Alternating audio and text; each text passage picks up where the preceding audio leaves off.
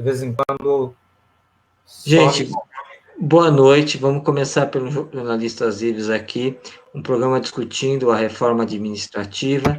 Hoje nós vamos receber o professor Márcio, do Sinasef São Paulo, que é também diretor do Sinasef São Paulo, ele é professor do IFE, o Flávio Saraiva, que é psicólogo, assistente social, e do Sindicato dos Servidores Públicos Municipais de Santos, e o Cacau Pereira, que é pesquisador do Instituto Brasileiro de Estudos Políticos e Sociais, advogado especialista em direito público e mestre em educação.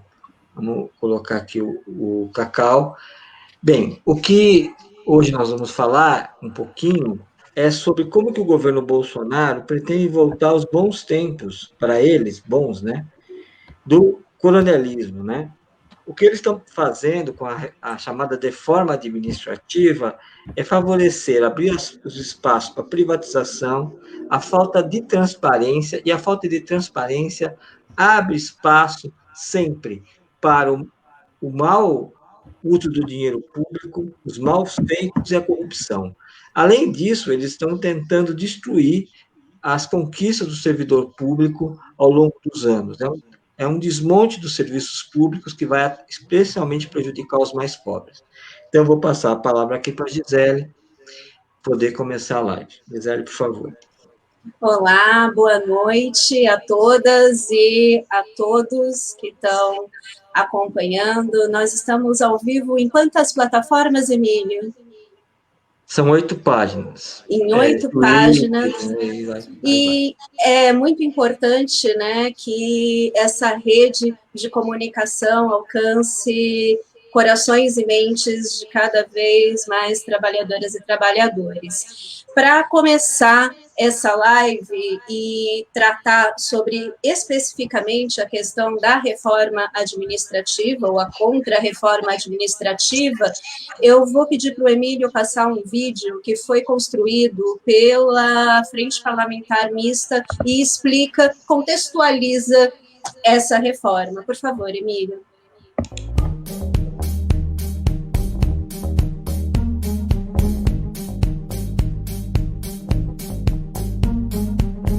Depois de detonar a sua aposentadoria, Bolsonaro e Paulo Guedes querem acabar com seu direito à educação, saúde, assistência social, moradia, saneamento e segurança. Querem privatizar os serviços públicos que hoje são direito da população e obrigação do Estado para que os empresários dos planos de saúde, dos fundos de pensão e da educação privada possam lucrar ainda mais. É por isso que atacam as trabalhadoras e trabalhadores do serviço público. Espalham mentiras e tentam jogar a população contra os servidores para diminuir a resistência e facilitar a privatização dos serviços.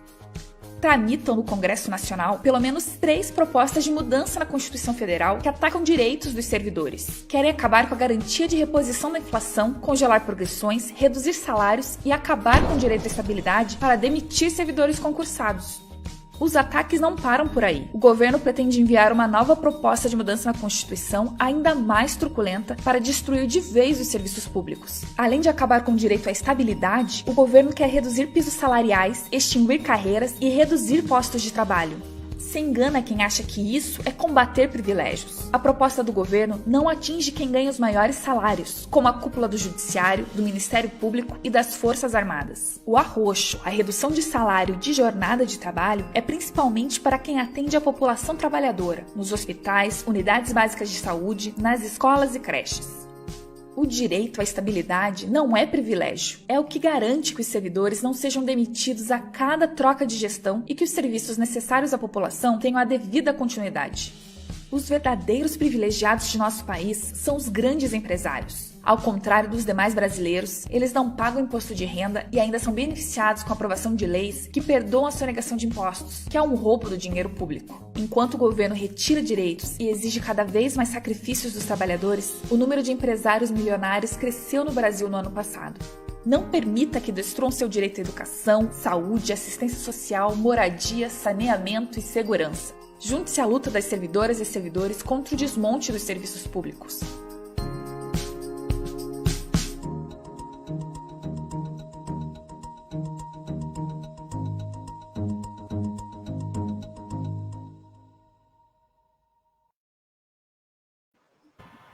Bom, a gente construiu com o Sinasef, importante dizer, Márcio é um dirigente do Sinasef São Paulo, eu sou jornalista do Sinasef São Paulo, esse vídeo foi construído junto com a Frente Parlamentar Mista em defesa dos serviços públicos para iniciar esse debate com a população. Então, sem me estender um pouco mais, com muita alegria que eu faço mais uma live com o Cacau, que estuda, né, ele é especialista em direito público, estuda esse tema e vai trazer para a gente um panorama, um contexto da reforma que foi encaminhada no dia 3 de setembro para iniciar a tramitação na Câmara. A palavra é tua, Cacau. Olá, Gisele, boa noite. Boa noite, Emílio, Fábio, Márcio, todos que nos acompanham aqui nessa transmissão. Uma satisfação muito grande estar com vocês. E, indo à questão levantada na pergunta, nós estamos diante de uma onda de reformas do Estado no Brasil, que foi retomada a partir do governo do Michel Temer, após o impeachment da Dilma, e que retomou com muita força uma série de postulados, de iniciativas que, ao longo da década de 80 em particular, e na década de 90, foram referências e paradigmas de reformas em vários países do mundo. O Brasil também sofreu com esse processo, mas particularmente a partir do governo do Temer, nós tivemos num curtíssimo espaço de tempo uma série de reformas que estão mudando as características da organização do Estado brasileiro numa rapidez muito grande e praticamente desconstruindo uma série de conquistas sociais que estavam ou estão ainda inscritas na Constituição Federal de 88. Então nós tivemos a PEC dos gastos, com o congelamento por 20 anos dos gastos públicos no Brasil e inibindo, né, a intervenção do Estado nas áreas sociais, a realização de concursos e outras questões, a ampliação da DRU, desvinculação de receitas da União, para 30%, o que dá uma margem enorme para que o gestor, né, possa manobrar o orçamento e tirar dinheiro das áreas sociais. Tivemos uma reforma da Previdência que dá seguimento ao desmonte da Previdência Pública no Brasil, abrindo-a cada vez mais para o setor privado, para a previdência privada. Reformas trabalhistas que estão reconfigurando todo o mercado de trabalho no país, num grau de precarização nunca vista na história brasileira. Um programa de privatizações, né, o PPI, que também foi retomado e vem avançando nas privatizações, e outras iniciativas que pelas beiradas também estão alienando o patrimônio público desse país, que é o caso da privatização da Petrobras. Pelas beiradas, eles estão vendendo ativos, estão vendendo subsidiárias, venderam o terminal de gás, venderam a Transpetro, enfim, junto de uma série de outras iniciativas. Então, por isso a gente tem utilizado o termo de reforma do Estado. É nesse marco que se insere essa reforma administrativa que está em discussão. Como muito bem mostrou o vídeo, ela não é a primeira medida nesse sentido. As PECs 186, 187 e 188, que foram apresentadas em 2019, elas já sinalizavam a intenção do governo de fazer uma reforma dos serviços públicos e quebrar o regime jurídico dos servidores. E agora a PEC 32 de 2020, ela dá passos ainda mais largos nesse sentido. São propostas que foram gestadas no interior do Banco Mundial, que não só fez um levantamento minucioso da realidade do serviço público no Brasil, como também precificou a economia e aquilo que se pode tirar, né, se pode economizar a partir da redução do número de funcionários, da redução de direitos, né? Eles estão, na verdade, surfando num momento em que essas políticas têm sido aplicadas em vários países do mundo, E aí nós temos uma relação com a crise econômica aberta a partir do ano de 2008, e que não, digamos assim, cedeu, e cuja perspectiva, inclusive agora em 2020, é de um aprofundamento, tendo em vista toda essa crise sanitária que se traslada para o campo econômico com a Covid-19. Então, nós tivemos reformas administrativas em vários países do mundo, particularmente naqueles países da Europa que enfrentaram situações de déficit fiscal, e vários dos mecanismos que estão sendo propostos aqui no Brasil foram aplicados nesses países. E agora, inclusive, durante a pandemia da Covid-19, se demonstrou a ineficácia dessas iniciativas. Na Espanha, por exemplo, os equipamentos públicos da área da saúde, eles foram privatizados e entregues à iniciativa privada, a setores privados, através de organizações da sociedade civil. Algo parecido com o que também já acontece no Brasil. Só que lá foi a totalidade do sistema. E o que aconteceu agora durante a pandemia? Esses equipamentos tiveram que ser reestatizados, vamos dizer assim, na Espanha. O Estado espanhol teve que retomar o controle, porque eles não tiveram capacidade de enfrentar a catástrofe, né, que se avizinhava com essa doença. Então, esse é o cenário mais geral da proposta de reforma administrativa que está sendo apresentada. Você tem esse ímpeto reformista que foi retomado com governos ultraliberais, conservadores, extrema-direita, no caso do Bolsonaro. Você tem o marco de uma crise mundial que o Brasil busca sair dela, mas com mecanismos extremamente restritivos. São políticas essencialmente focadas na questão fiscal e que está levando a um enfraquecimento cada vez maior da presença do Estado brasileiro em áreas sociais que são muito importantes para a maioria da população. O principal objetivo desta PEC é quebrar o regime jurídico único dos servidores públicos no Brasil. O regime jurídico dos servidores no Brasil foi implantado a partir da Constituição de 1988, teve seguimento depois com a Lei 8.112, que é o Estatuto dos Servidores, e ele prevê, em primeiro lugar, o ingresso no serviço público por meio de concurso. Depois ele estabelece uma série de garantias para o exercício da função dos servidores. Ele também prevê as situações em que os servidores poderá ser penalizado, inclusive desligado do serviço público, mas garante a estabilidade do servidor para que ele possa desempenhar o seu papel sem a ingerência política do governo de turno. Porque os governos passam, mas o serviço público ele tem que ter continuidade.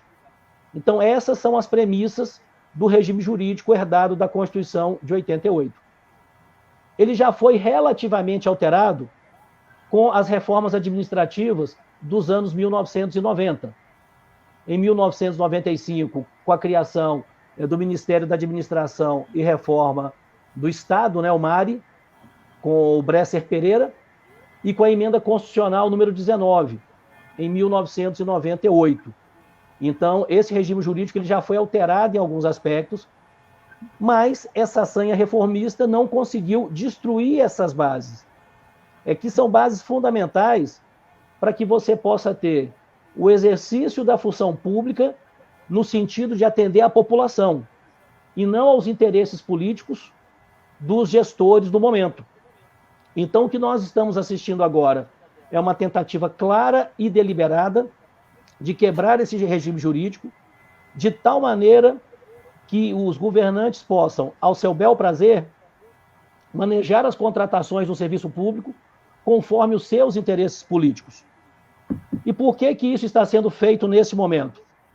Esse documento ao qual eu fiz referência do Banco Mundial, ele aponta uma janela nos próximos 2 anos em que cerca de 3 milhões de servidores públicos no Brasil, de todas as esferas de governo, estados, municípios e a União, do Legislativo, do Executivo, do Judiciário, esses 3 milhões de servidores alcançarão o direito à aposentadoria. Então, esse documento aponta que esse é o momento ideal para se fazer uma reforma com esse caráter, de maneira a enxugar o Estado, investir na chamada digitalização dos processos, retirando os servidores do atendimento na ponta em várias repartições e órgãos públicos, e avançar na entrega destes serviços para organizações da sociedade, para fundações, para OS, ONGs e outros segmentos. Então, nós estamos diante de um momento que é muito grave, porque a conjugação de todos esses elementos colocam a faca e o queijo na mão do governo. Então, nós precisaremos, evidentemente, fazer uma campanha forte que busque esclarecer o que está acontecendo, que possa fazer com que a população compreenda que não se trata de uma reforma para eliminar privilégios, que, ao contrário, os setores que ganham mais no funcionalismo público estão todos fora da reforma, e todas as carreiras, digamos, que envolvem, não as carreiras, mas os poderes, digamos assim, os chefes de poderes, digamos assim, como os juízes, né, eles estão fora da reforma, os parlamentares estão fora da reforma, os militares, da mesma forma. Então, você tem os chefes desses poderes, né, o topo desses poderes está fora. Ao passo que os servidores públicos, que são justamente os que não ganham esses salários e não têm essas vantagens que estão sendo alardeadas, como 15 salários por ano, férias em dobro, que a única punição que pode sofrer é a aposentadoria compulsória. Na verdade, essas vantagens, elas atingem magistrados, atingem militares, mas esses segmentos estão fora da reforma. E quem está, digamos assim, contemplado com essa iniciativa é a grande massa dos servidores que não usufrui dessas vantagens, que não tem esses altos salários, e é quem segura o serviço público em todo o país. Então, nós precisamos fazer uma campanha que esclareça bem tudo isso, para que as pessoas possam compreender o risco do retrocesso que está colocado se essa reforma for aprovada. Eu tenho dito que não é um retorno a 30 anos, 35 anos atrás, ao período pré-Constituição de 88. É um retorno a 100 anos atrás. As práticas do patrimonialismo, do coronelismo, do nepotismo, que eram características da República Velha no Brasil, nos primeiros 30 anos do século passado. E isso se dá justamente no momento em que várias denúncias que envolvem a má utilização de dinheiro público, a contratação irregular, né, o recrutamento amplo de servidores em gabinetes de parlamentares, com rachadinhas, mesadinhas, né, e outras iniciativas, estão expostas aí para a sociedade.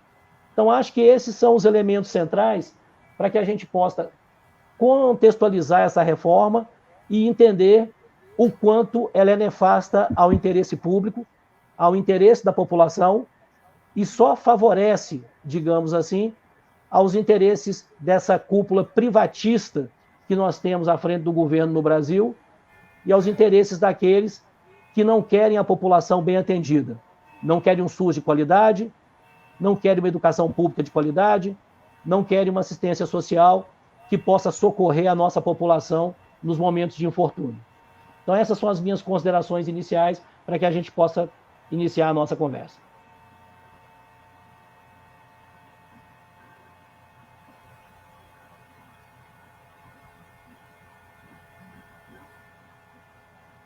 Eli, por favor, liga o microfone, querida, por isso que não está saindo o som.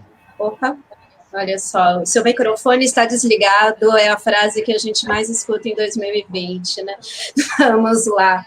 Obrigada pelas considerações iniciais, Cacau, e a gente vai dar prosseguimento ao debate justamente em um dos aspectos que você levantou na sua fala sobre a campanha governamental de massacre ao funcionalismo, né? Pintando os servidores públicos como inimigos da população ou, nas palavras do Paulo Guedes, parasitas. Então, eu vou pedir que o Emílio coloque o vídeo específico de um momento que ficou muito conhecido por essa fala do ministro da Economia do Bolsonaro. 90% da receita toda com salário e é obrigado a dar aumento de salário. O funcionalismo teve aumento de 50% acima da inflação, tem estabilidade de emprego, tem aposentadoria generosa, tem tudo. O hospedeiro está morrendo, o cara virou um parasita, o dinheiro não chega no povo e ele quer aumento automático. Não dá mais, a população não quer isso. Bom, são poucos segundos que resumem a campanha do governo contra o funcionalismo. E para comentar sobre esse tema, eu vou convidar o Flávio, que é psicólogo, assistente social, é do Sindserve Santos, e vai trazer para a gente essa reflexão sobre o combate aos privilégios, os setores que ficaram de fora da proposta e, principalmente, a campanha governamental contra o funcionalismo. A palavra é sua, Flávio. Boa noite, Emílio. Boa noite, Gisele, Márcio, Cacau. A gente estava brincando aqui antes de começar o nosso encontro que eu disse, é um prazer conhecê-los, mas, na verdade, é um prazer vê-los, porque a gente está se vendo, né, por essa maravilha chamada internet. Mas é um prazer estar dialogando aqui com vocês. Assim, essa fala do Paulo Guedes, essa é a fala do legítimo parasita. Vale lembrar que esse parasita, ele está sob investigação, corre um inquérito que está em segredo de justiça, em que ele é acusado com evidências bastante significativas, bastante importantes, de que ele é um parasita do sistema financeiro que deu grande prejuízo para fundos de pensão no Brasil. Lamentavelmente, o judiciário brasileiro tem se prestado a manter determinados processos em segredo de justiça, possibilitando que esse legítimo parasita ele fique, então, posando de caçador de marajá, de altos salários. Falando em altos salários, é importante a gente lembrar, gente, que essa desqualificação da base do serviço público, a tentativa de incutir na cabeça da população, e eu digo isso com tristeza, mas essa tentativa ela teve um sucesso bastante significativo, vem desde o governo Collor. Vocês lembram que o Collor foi o primeiro parasita eleito com esse discurso canalha, esse discurso sociopata de que precisava alterar o serviço público, porque o serviço público estava cheio de marajás. No final do governo dele, se constatou que o bandido, o ladrão, o marajá era ele e a família dele, né? Agora, isso não foi só do Collor, né? A gente tem uma campanha que é feita pelos grandes veículos de comunicação, pelos grandes jornalões,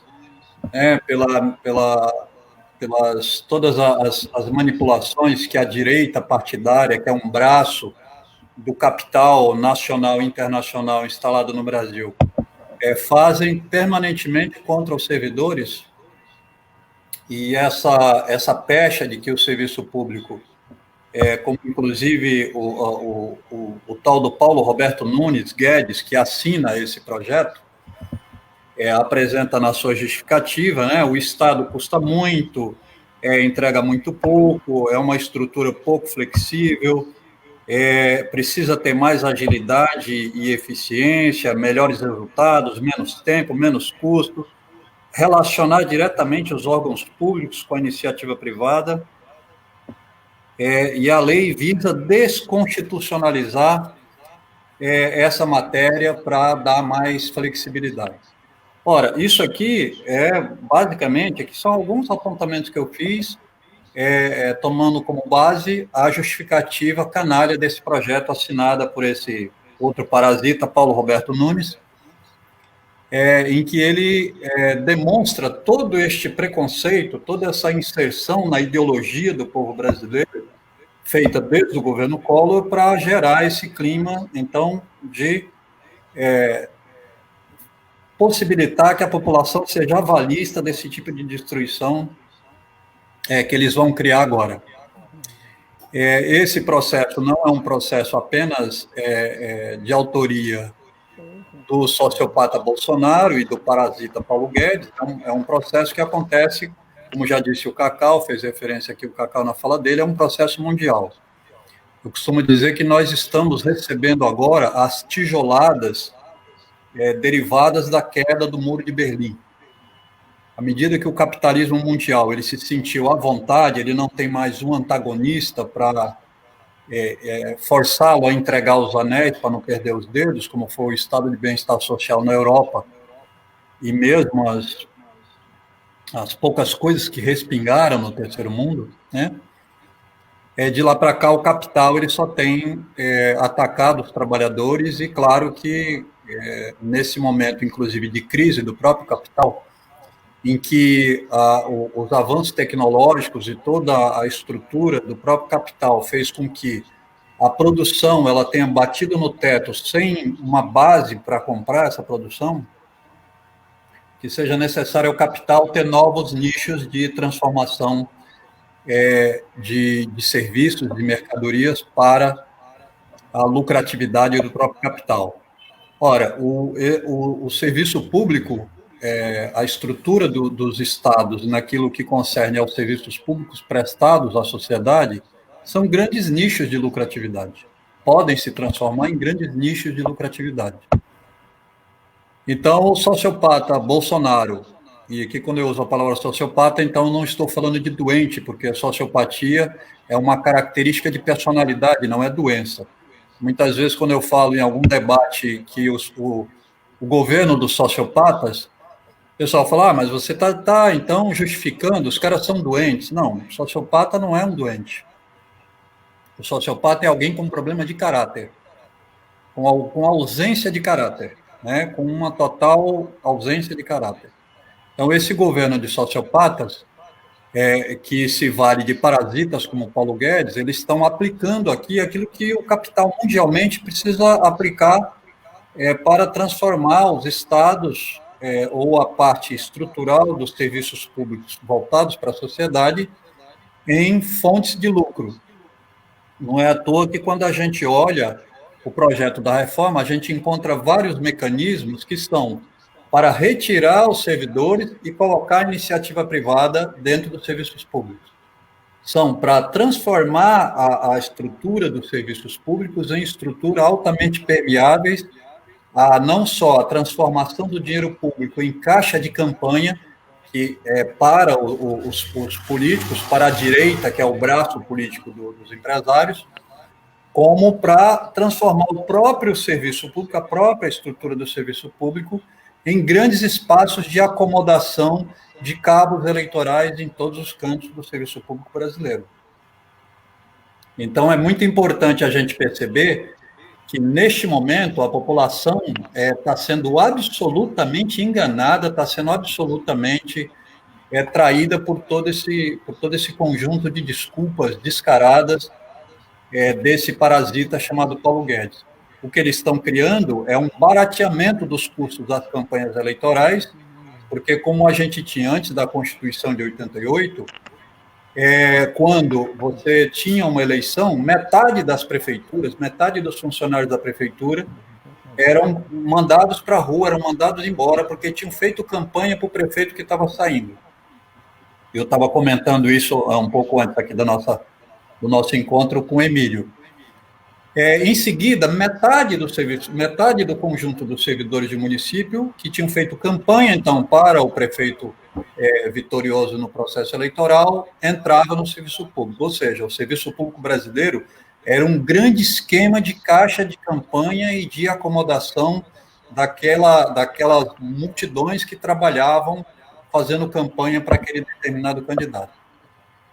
Então, é disso que se trata. A gente está vivendo, nesse momento, a transformação do serviço público em corrupção, uma corrupção que vai deixar a Lava Jato parecendo brincadeira de criança, a transformação do próprio serviço público, à luz, inclusive, do que a gente está vendo com as organizações sociais, que são verdadeiros nichos de corrupção e de acomodação de cabos eleitorais.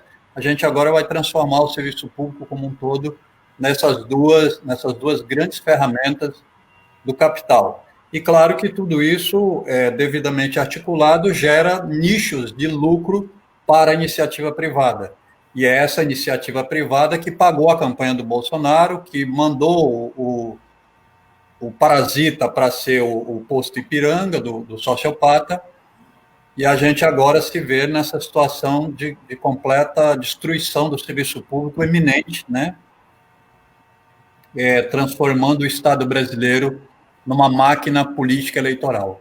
Então, para iniciar que a nossa conversa, eu acho que já está neste tamanho exato para que a gente possa passar para os demais companheiros. Obrigado, gente. Nós que agradecemos, Flávio. E vamos continuar no tema da estabilidade. A estabilidade é um privilégio dos servidores públicos, nós podemos tratar a estabilidade como um privilégio e vamos torturar a audiência por poucos segundos e ouvir o próprio Bolsonaro emitindo a sua opinião sobre isso. O objetivo disso é comum. Vamos falar em prefeitura. Um prefeito faz concurso, etc. Se bem que quase todos estão no limite do gasto, levando-se em conta a lei de responsabilidade fiscal. Mas qualquer contratação daqui para frente, o outro prefeito, uma vez assumindo, ele pode simplesmente demitir essas pessoas. Bom, a intenção do Bolsonaro, ele não esconde, é demitir com um critério político.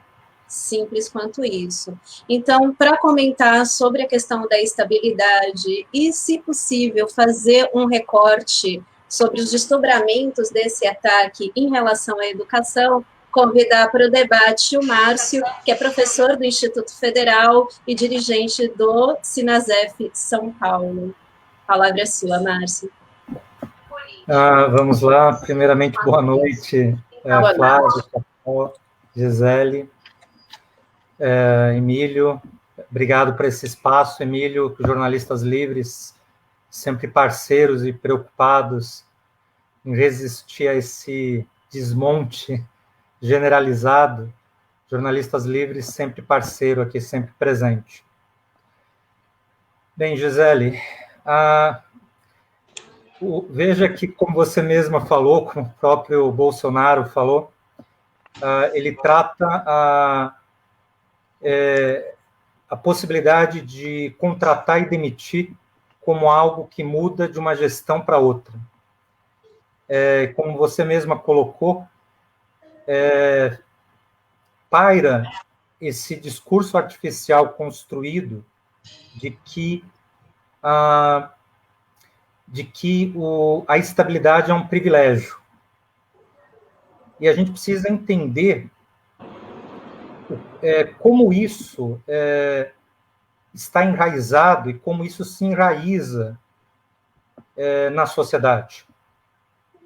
Isso faz parte de um discurso neoliberal que confunde intencionalmente privilégios com direitos e direitos com privilégios.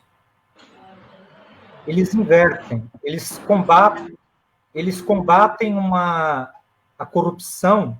Eles geram uma corrupção maior em nome do combate à corrupção, como a Lava Jato. Isso tudo faz parte de um discurso ideológico que vai sendo introjectado na população mundial. Isso não é introjectado por um bando de malucos ou um bando de aventureiros. Isso é introjectado, como o Flávio, como o Cacau colocaram anteriormente, por um projeto maior, por um projeto do capitalismo. E é um projeto que disputa recursos públicos, fundos públicos. Não tem nada em nenhum lugar do mundo que funcione sem recursos públicos e fundos públicos.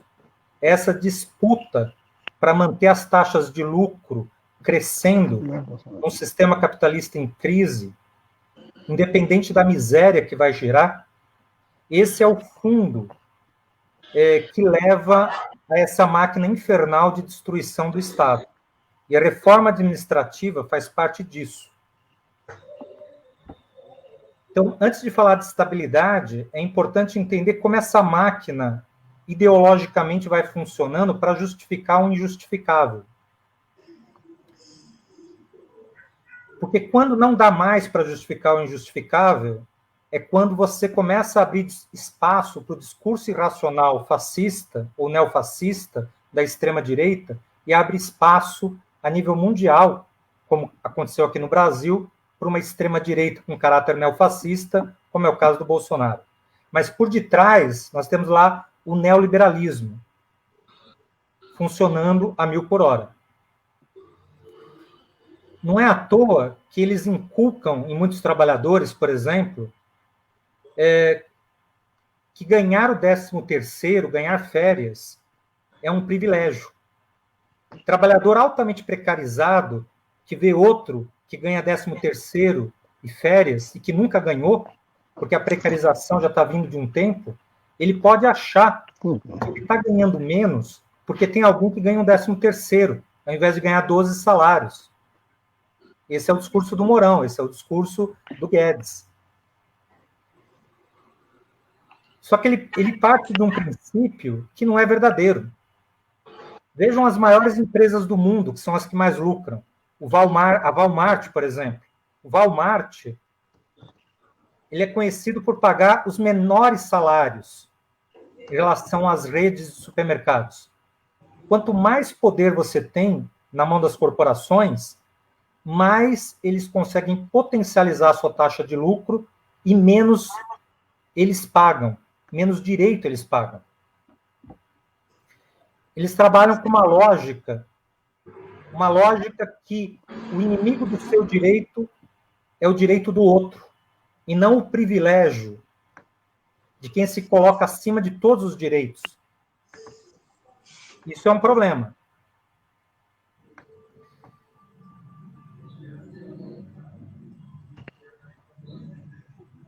Em relação a isso, entender que estabilidade não é propriamente um privilégio, mas é um direito fundamental, implica entender, por exemplo, que na iniciativa privada, quando você tem um fundo de garantia, você tem algum nível de estabilidade. Algum nível de estabilidade que foi conquistado pela iniciativa privada em 67, em troca de uma estabilidade maior que existia antes de 67. E da mesma forma, temos que pensar que no serviço público não existe uma estabilidade absoluta. O que existe é uma estabilidade que garante que o serviço público seja um serviço público, mas ela não é absoluta. Nós precisamos, primeiro, entender por que essa estabilidade é fundamental para o serviço público e pensar por que a iniciativa privada não tem algum grau de estabilidade. Não deveríamos, no meio de uma pandemia, ter algum grau de estabilidade na iniciativa privada? Não deveríamos discutir a ampliação da estabilidade para a iniciativa privada em vez da retirada da estabilidade do serviço público? Então, a questão já está mal colocada. A gente tem que falar de universalização de direitos e não de retirada. Mas temos que ir um pouco além. Nós temos que ir um pouco além e entender que a estabilidade, como o vídeo falou anteriormente, ela é fundamental por 2 motivos. Tanto o vídeo anterior do Sinazef quanto o Cacau já exploraram. Ela é importante porque evita corrupção, evita aquele coronelismo antigo que o Bolsonaro propõe no vídeo, na fala dele, aonde entra um político de plantão e contrata e demite a seu bel prazer. E não é só a seu bel prazer, é conforme os interesses lobistas dos interesses privados do grande capital, do mercado financeiro.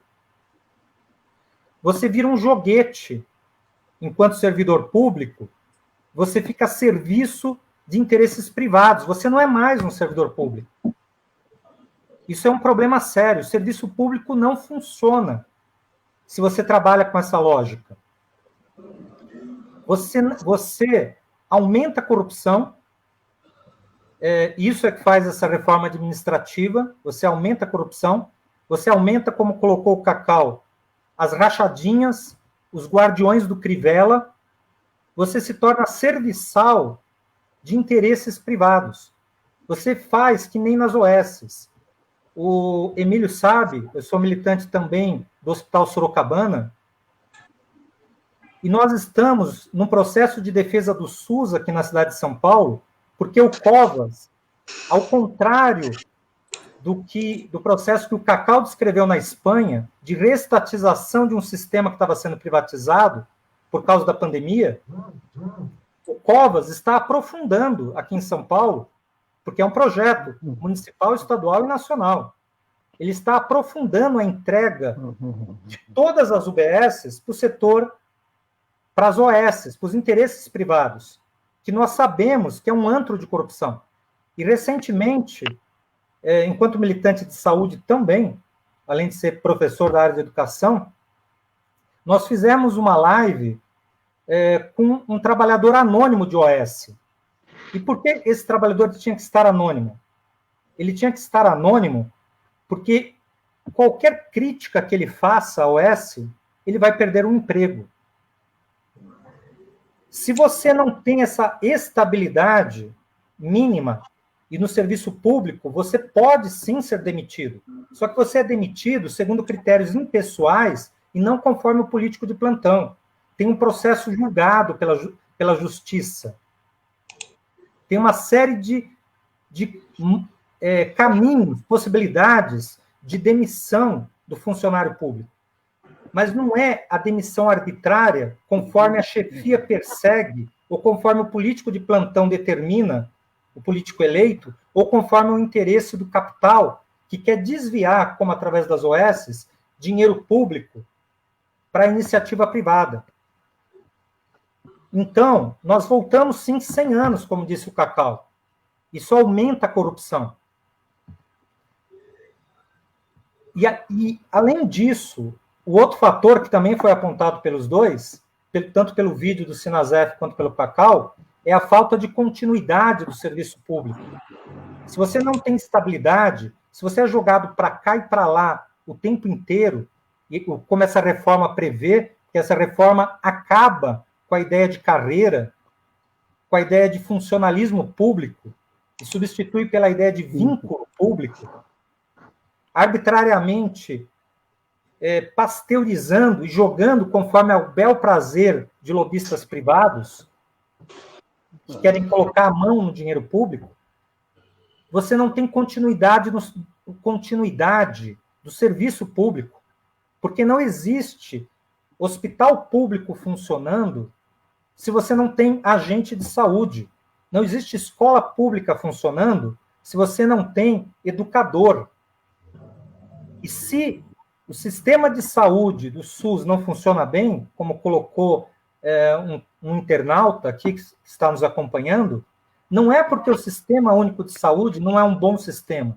Ele é reconhecido internacionalmente como um bom sistema. É porque você precariza o tempo inteiro. É porque as OS estão em processo avançado no interior do SUS. É porque você tem descontinuidade. Se você vê o processo na rede escolar do Estado de São Paulo, para já encerrando a minha fala inicial, se você vê o sistema de ensino no Estado de São Paulo, você vai ver que a sobrecarga de aula, a variação de como um professor é jogado de um canto para outro na rede estadual, as vinculações precárias de professores que estão que se aposentam como eventuais há 20 anos, ficando como eventuais no estado de São Paulo e se aposentando nessa condição. É claro que se você precariza nesse nível e transforma o servidor público no limite, num funcionário altamente precarizado, é claro que ele não vai conseguir fazer o serviço público funcionar adequadamente. É verdade. Então, para encerrar, qual é a proposta? Economizar com o servidor público para melhorar o serviço público? Bem, primeiro, o servidor público não é o principal, está longe de ser um gasto absurdo na conta de qualquer instância pública no Brasil. Nós estamos falando de valores baixíssimos.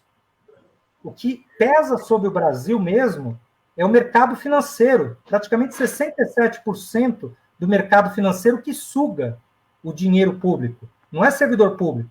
Mas você vai tirar dinheiro do serviço. Mas se você tirar o dinheiro do serviço público, você vai tirar dinheiro da saúde para investir na saúde, você vai tirar dinheiro da educação para investir na educação. A conta não fecha, né? Não fecha o raciocínio. Novamente, voltamos, para encerrar mesmo, voltamos para aquela ideia. As pessoas vendem privilégios como direitos, e direitos como privilégios. Hospital não é para dar lucro, não é para se autofinanciar. Você não melhora a educação e a saúde congelando o gasto de saúde e educação por 20 anos. Você não melhora a educação e saúde não tirando as condições que professores e agentes de saúde exerçam uma educação pública e uma saúde pública de qualidade. Exatamente. Então, estabilidade é fundamental para a natureza do que é um serviço público. E a função não é dar lucro, mas é da hospital, é da escola, é da vida digna para todos. Obrigada, Márcia. Cacau, vamos dar sequência justamente com o gancho final da fala do Márcio. O Brasil tem um alto número de servidores públicos? Qual é o custo disso para o Estado? E se os servidores atuais serão afetados pela proposta de emenda constitucional, a PEC apresentada, porque a propaganda do governo é que só os futuros servidores vão ser afetados. A pergunta é sobre esse conteúdo da reforma, por favor. Então, esse tema do número de servidores públicos ele é muito importante, porque, como eu falei, nós estamos diante de uma janela geracional e essa possibilidade aí da saída do serviço público, né, por meio da aposentadoria de 3 milhões de servidores, pode significar uma reconfiguração muito negativa para o serviço público no Brasil, né? Até porque hoje nós temos carência numa série de áreas. Nós precisaríamos ampliar no INSS, na fiscalização, na saúde, em várias áreas a gente tem uma carência de funcionários. E nós não temos hoje um número grande de funcionários. Se nós tomarmos dados comparativos do Brasil com outros países do mundo, nós temos 12% da nossa força de trabalho empregada no serviço público. Enquanto que nos países da OCDE, Organização de Cooperação e Desenvolvimento Econômico, essa média é de 21%. E se nós tomarmos os países europeus mais avançados, ela ultrapassa 30% do total da força de trabalho empregada no serviço público. Então, no Brasil, nós temos 12%. Se nós tomarmos a população como um todo, é um pouco superior a 5,5% da população brasileira quem está no serviço público. Então, isso não é um número alto. Ao contrário, está abaixo dos padrões internacionais e, seguramente, em algumas áreas, está abaixo daquilo que se necessita. Essa campanha que está sendo feita, ela, logicamente, ela tem um conteúdo ideológico muito forte, porque ela vai procurar aproveitar esse momento dessa janela geracional em que esses servidores poderão sair, para que, caso a reforma seja aprovada, você passe a ter esse servidor de vínculo precário com vinculação política, como já foi falado aqui por mim e por vários dos colegas. Nós temos hoje no Brasil 11 milhões e 400 mil servidores. Agora, a grande maioria desses trabalhadores estão concentrados nos municípios. São cerca de 6 milhões e meio. Porque a partir da Constituição de 1988, nós tivemos uma ampliação, né, digamos assim, da responsabilidade dos municípios, no compartilhamento, né, da responsabilidade geral dos entes da federação, ficou sob a responsabilidade dos municípios uma carga maior no atendimento à população. E são justamente esses os servidores mais precarizados que ganham menos. A média salarial desses servidores está em R$ 2.200. Então, é disso que se trata aqui na discussão.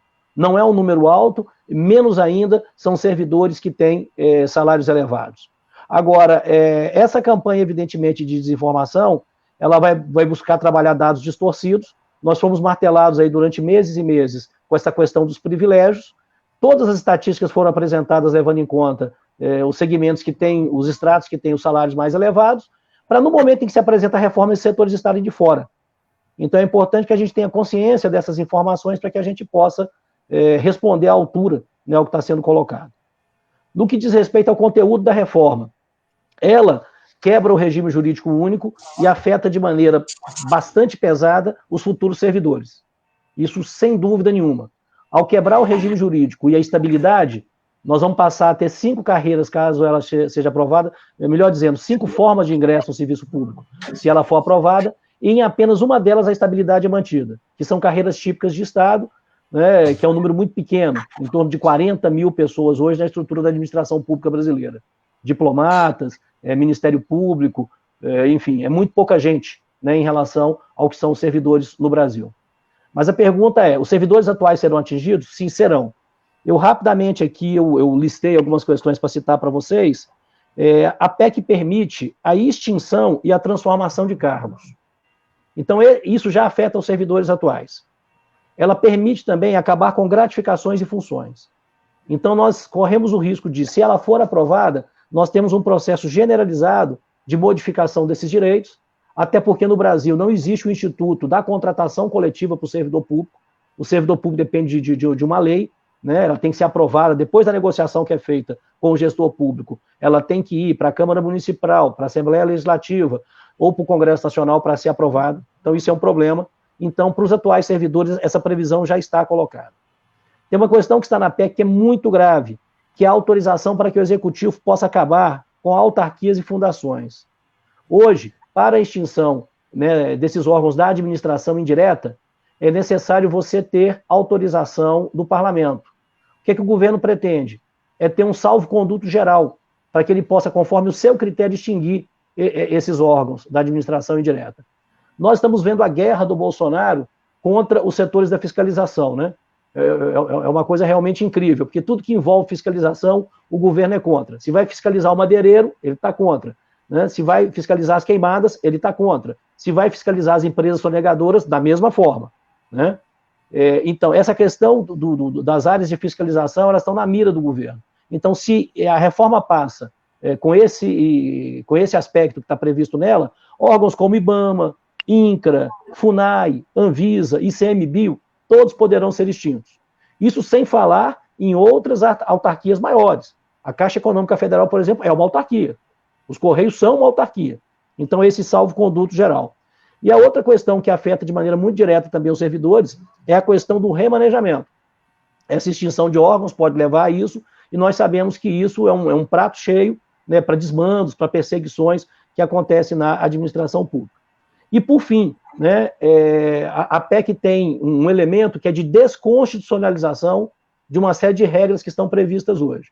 Né? Hoje, a alteração de uma série de questões que envolvem o funcionalismo, que envolvem o serviço público, dependem de uma proposta de emenda constitucional. E uma emenda constitucional tem um rito próprio de tramitação no Congresso. Você tem que passar por 2 comissões, né, além da Comissão de Constituição e Justiça, uma segunda comissão especial. Você tem que ter 2 votações em cada uma das casas, na Câmara e do Senado. Né? Você tem um quórum qualificado, né, para que essa votação ela seja realizada, ou seja, você tem que ter realização de audiências públicas, tudo isso tem que ser observado para uma PEC. O governo embutiu aí uma proposta que permite que tudo isso seja feito por meio de lei complementar, que é um rito muito mais tranquilo, com quórum mais baixo, totalmente diferente das PECs. Então, esses são os aspectos fundamentais, né, que afetam os servidores públicos atuais. Alguns estão no texto da lei, então não há dúvida sobre isso, e outros, se for desconstitucionalizado, abre caminho para uma ação dos gestores muito ampla, particularmente essa questão que envolve a extinção de órgãos na administração indireta, né, as fundações e as autarquias. Além disso, para encerrar a minha fala neste ponto, nós temos algumas previsões que estão na PEC que também atingem trabalhadores de empresas públicas, de empresas estatais. São trabalhadores que não estão vinculados ao regime jurídico único. Embora sejam concursados, eles têm o regime seletista, né? Então é distinto do servidor público que tem um regime estatutário.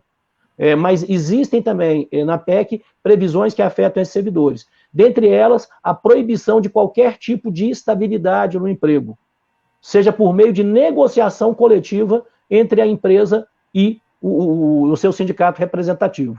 Então, o que é uma coisa gravíssima, porque interfere na autonomia, digamos assim, né, que esses trabalhadores das empresas têm de firmar, contratar ou não contratar os seus acordos coletivos. Então, a PEC ela afeta de maneira muito pesada os servidores públicos atuais. Essa campanha que está sendo feita não é verdadeira, e também afeta, para além dos servidores públicos, trabalhadores de empresas públicas, que não estão no regime estatutário, são trabalhadores seletistas, mas que também são alvo desta reforma.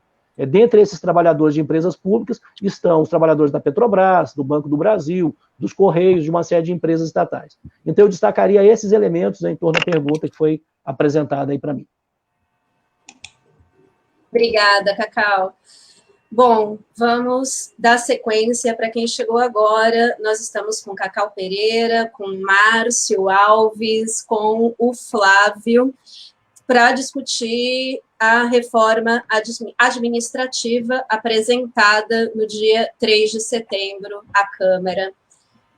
Vamos lá. Então, agora eu vou direcionar uma pergunta para o Flávio. Quais são os ataques que estão relacionados à reforma, não necessariamente à reforma, mas quais ataques estão relacionados e os impactos disso no serviço público? Eu gostaria que desse, inclusive, destaque para a questão das terceirizações, Flávio, se possível. Obrigado, Gisele. Então, eu vou pedir licença para vocês para complementar alguma coisa aí na fala do Cacau. Ele citou na primeira fala dele que nós temos aí milhares de servidores que vão aposentar dentro de pouco tempo, né? E daí isso cria, inclusive, um clima favorável para poder aproveitar, né, para passar a boiada, né? Como diz aquele magnânimo ministro, né, o tocador de fogo na mata. Olha só, esse é mais um elemento que afeta significativamente os servidores atuais.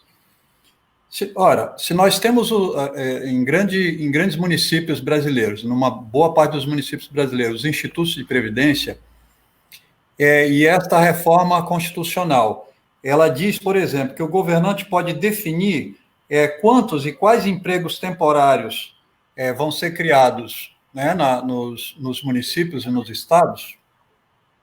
Vocês imaginam que governador e prefeito vai fazer concurso público daí para frente? Não vai.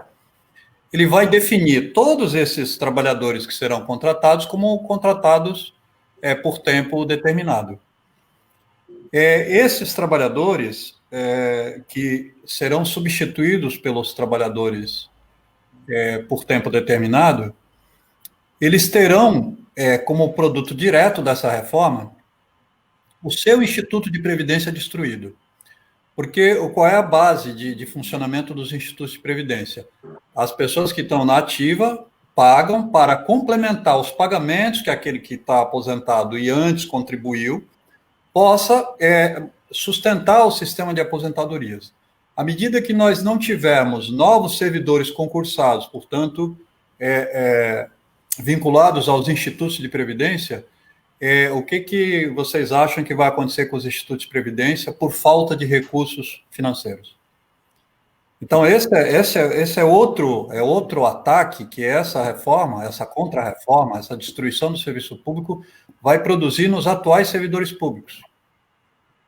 Nós estamos caminhando a passos largos para daqui a um tempo o servidor chegar no caixa para receber sua aposentadoria, esses milhares de servidores que estão aposentados e os que vão aposentar, como disse o Cacau, em grande volume daqui para frente, chegar no caixa para receber a aposentadoria e o banco dizer o seguinte: olha, esse mês só não teve aposentadoria porque não tem dinheiro. O servidor vai se voltar para o Instituto de Previdência e o Instituto de Previdência vai dizer assim: olha, você está vendo o que está acontecendo na sua prefeitura, no seu estado? Não tem servidor público contribuindo com o Instituto de Previdência. Como é que você quer receber sua aposentadoria integral? Então, nós vamos ter um problema sério nessa questão. Indo aí para a questão que a Gisele colocou, a gente tem uma parte dessa reforma que é impressionante, né? Eu fiz aqui algumas anotações, deixa eu só me achar aqui no meio da minha bagunça.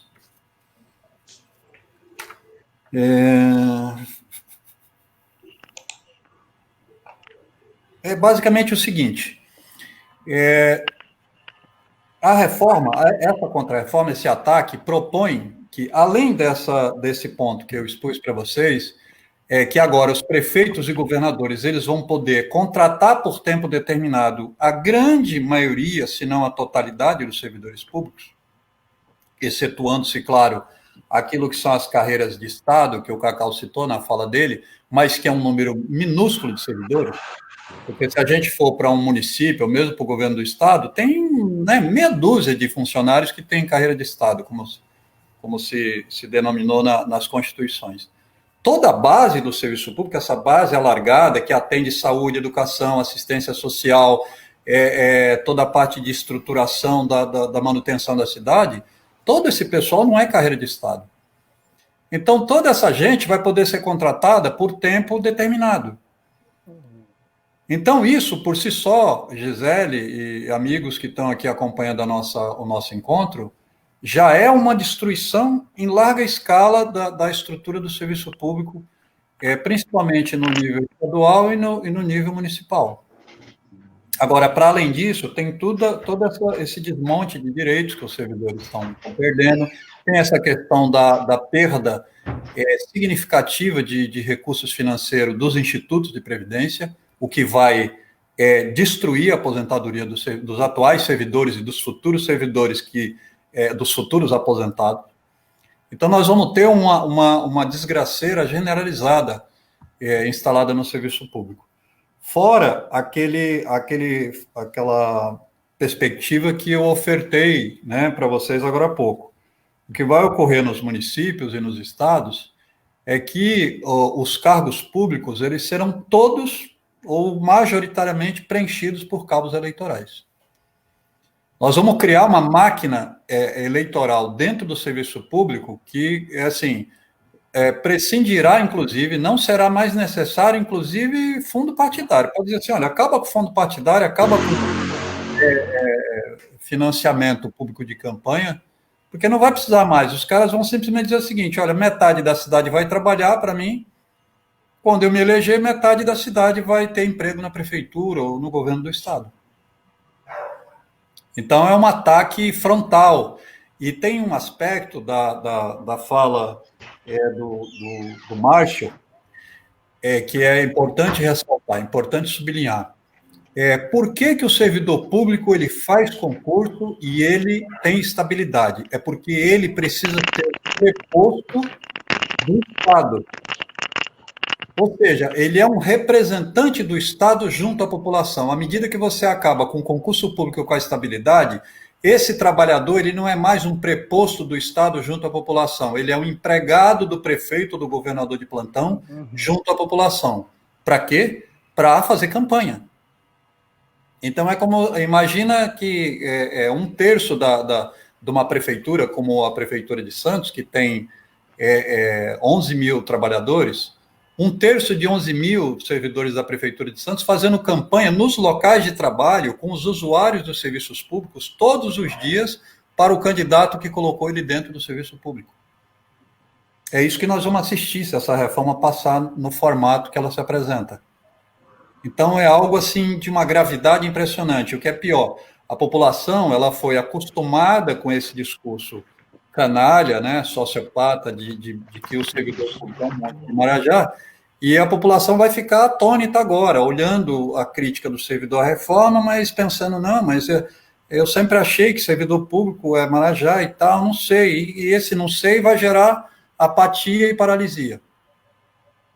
Vão ficar apenas os servidores públicos e alguns movimentos mais conscientes, e alguns partidos progressistas nessa batalha contra essa destruição dos serviços públicos, porque essa reforma ela não destrói o Estado. Esse Estado, para encerrar minha fala, esse Estado ele vai ficar mais forte ainda, mas ele vai ficar mais forte ainda para a iniciativa privada e para o braço político da direita e dos empresários. A segurança pública ficará mais forte, as Forças Armadas ficará mais forte, a cúpula do judiciário ficará mais forte. Então, não é a destruição do Estado, é a destruição dos serviços públicos para a população, inclusive para a parcela da população que mais necessita do Estado. Educação, saúde, assistência, moradia, é esta parte da sociedade para a qual o Estado será destruído. Mas para a elite econômica e para a elite política vinculada aos interesses econômicos, esse Estado estará cada vez mais forte. Então, eu penso que é bem importante a gente corrigir isso. A gente não dizer que o Bolsonaro está destruindo o Estado. Bolsonaro não está destruindo o Estado. O parasita do Paulo Guedes não está destruindo o Estado. Ele está mudando a configuração do Estado para o Estado ser cada vez mais um instrumento de gestão do capital. Enquanto isso, os usuários dos serviços públicos perdem o Estado, perdem os serviços a eles destinados. Obrigada, Flávio. Vamos lá, a gente viu o tamanho do ataque, mas também é necessário saber se existe resistência, né? Então, eu pergunto para o Márcio, quais as iniciativas de organização dos servidores públicos para combater a reforma administrativa, como enfrentar as dificuldades objetivas para manifestações presenciais durante a pandemia, e se existe um calendário de lutas e mobilização para combater essa reforma. Márcio, a palavra é sua. Existe sim, Gisele, e o tamanho do desafio é o que você falou, é o que o Flávio colocou, é o que o Cacau colocou. Ele é um tamanho enorme. O risco das pessoas não perceberem que a coisa vai além do servidor público e passa pelo serviço público. A chance das pessoas demorarem para perceber que isso é um problema casado, que não é apenas a reforma administrativa, também é a PL 529 do Dória em São Paulo, também é a privatização da saúde do Covas na cidade de São Paulo.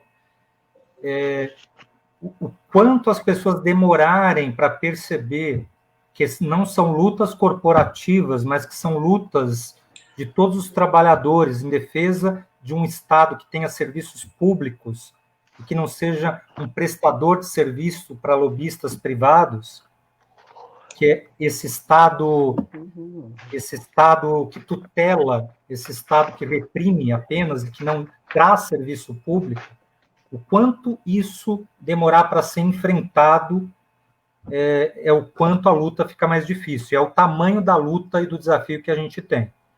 Eu queria, às vezes, a dificuldade de percepção disso, ela pega, inclusive, os próprios servidores. Tem muitos servidores federais, por exemplo, que acreditam que já têm a estabilidade garantida e que não precisam lutar porque o problema é só a estabilidade futura. Parece que as pessoas esquecem que já faz mais de ano, já faz 2 anos que se fala em acabar com a estabilidade dos atuais servidores. Se não acabou nesse momento, vai acabar depois, através de um processo simplificados, através de decreto. Não vai precisar nem de reforma constitucional. O Cacau frisou isso. Existe uma série de emendas constitucionais paralelas à reforma administrativa que mostram que também facilitar a demissão sumária, não porque o servidor não teve um desempenho satisfatório, mas porque ele não teve desempenho conforme os lobbies privados, conforme o político de plantão, conforme o projeto político de rachadinhas e guardiões de Crivella da vida.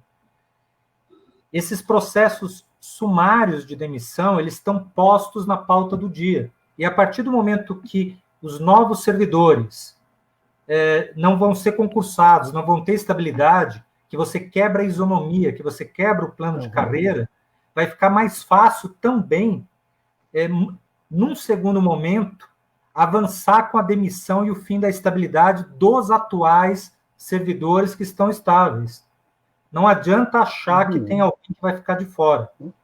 Então, primeiro, é necessário uma campanha para entender que, se eles não vieram mudando tudo agora, eles estão abrindo a possibilidade de mudar depois tudo, através de leis complementares.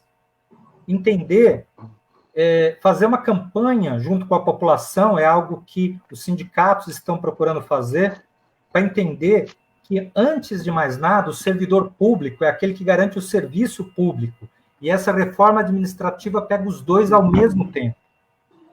Por exemplo, acabar com o IBAMA, o Cacau já deu umas explicações de como essas autarquias, esses órgãos podem acabar, simplesmente não conseguir salvar mais nada da Amazônia. Acabar com o Fiocruz é acabar com o que ainda existe de pesquisa para evitar a próxima pandemia que está aí na porta. E sequer ultrapassamos essa. E depois que essa for ultrapassada, com o fim da Amazônia, que faz parte desse projeto, vem a próxima pandemia. Imagina enfrentar isso sem a Fiocruz. Imagina enfrentar uma pandemia sem o SUS. Na Espanha, estão reestatizando. Aqui, eles estão avançando com a destruição. Lá, o neoliberalismo recuou um passo. Aqui, o ultraliberalismo está avançando 2. O CONAB, imagina o que seria. Essa reforma administrativa permite acabar com o CONAB.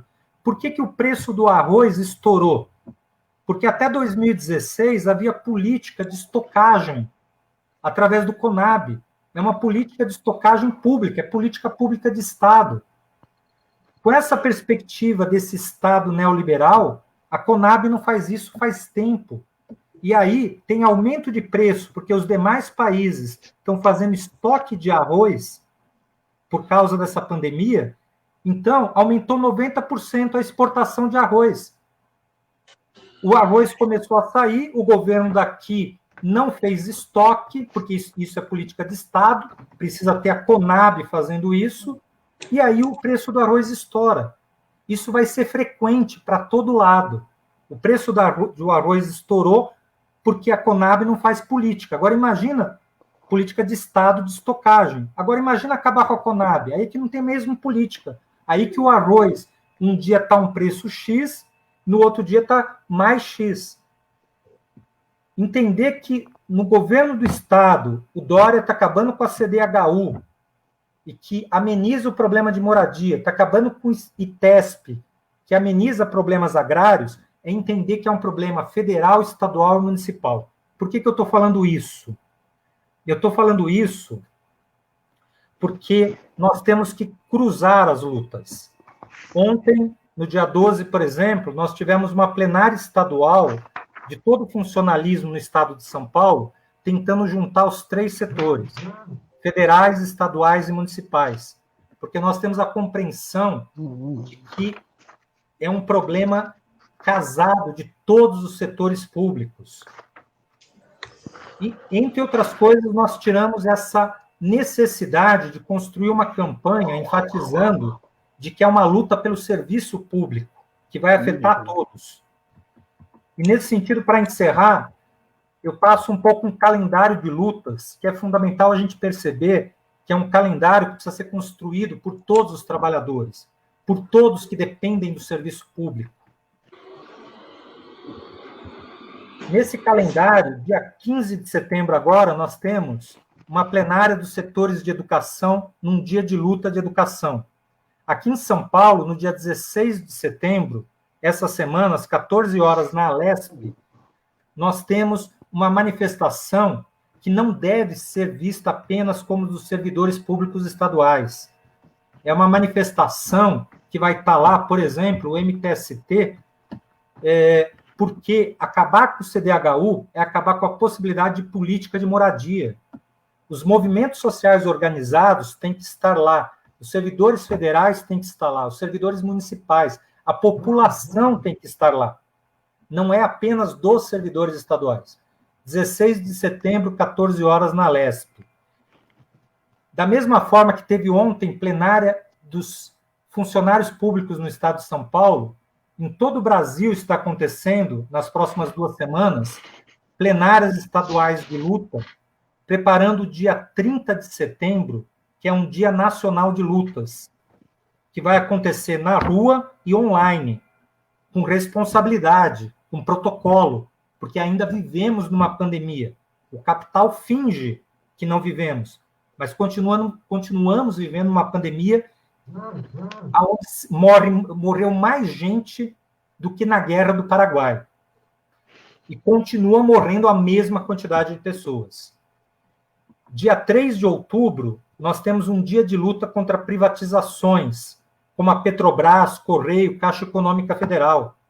É um patrimônio público, eles que garantem serviço público também. Vejam que calendário de lutas existe. O que a gente precisa, para terminar, é saber juntar as lutas.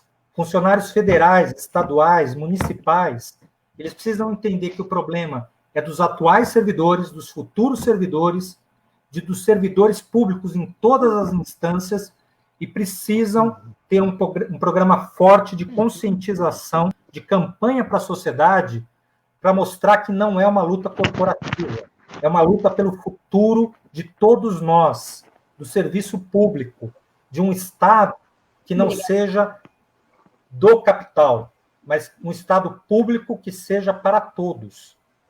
Convencer as pessoas disso é o fundamental. Não é uma luta curta, é uma luta longa. Nós temos um calendário imediato, mas isso é uma luta longa. E todos nós precisamos ter convicção de que é uma luta longa, na qual a gente precisa se engajar em várias frentes.